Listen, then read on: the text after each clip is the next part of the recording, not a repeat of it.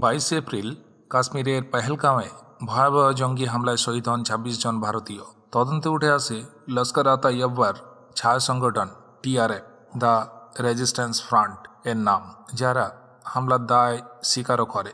এই ঘটনার পর ভারত আন্তর্জাতিক স্তরে ব্যাপক কূটনৈতিক তৎপরতা শুরু করে। তারই ফলস্বরূপ আমেরিকা টিআরএফকে ফরেন টেররিস্ট অর্গানাইজেশন এফটিও হিসাবে ঘোষণা করে, যা ভারতের জন্য এক কূটনৈতিক জয়। টিআরএফের নিষিদ্ধ ঘোষণার ফলে এখন আন্তর্জাতিকভাবে তাদের সম্পদ বাজেয়াপ্ত, সদস্যদের ওপর নিষেধাজ্ঞা এবং সহযোগী দেশগুলিতে নজরদারি আরও জোরদার হবে। ভারতের মতে পাকিস্তান দীর্ঘদিন ধরে কাশ্মীরে প্রক্সি ওয়ার এর অংশ হিসেবে টিআরএফ ও লস্কর-ই-তৈয়বাকে মদত দিয়ে আসছে।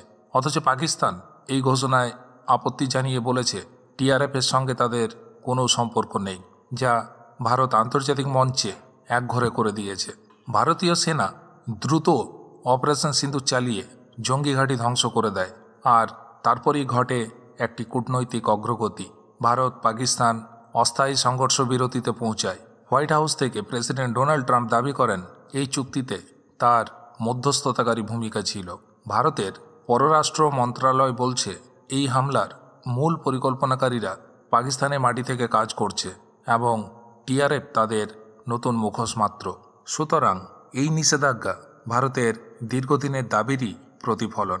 এই ঘটনার মাধ্যমে ভারত শুধু সীমান্তে নয়, আন্তর্জাতিক স্তরেও নিজেদের নিরাপত্তা ও কূটনৈতিক নীতিকে আরও শক্তিশালীভাবে প্রতিষ্ঠা করল।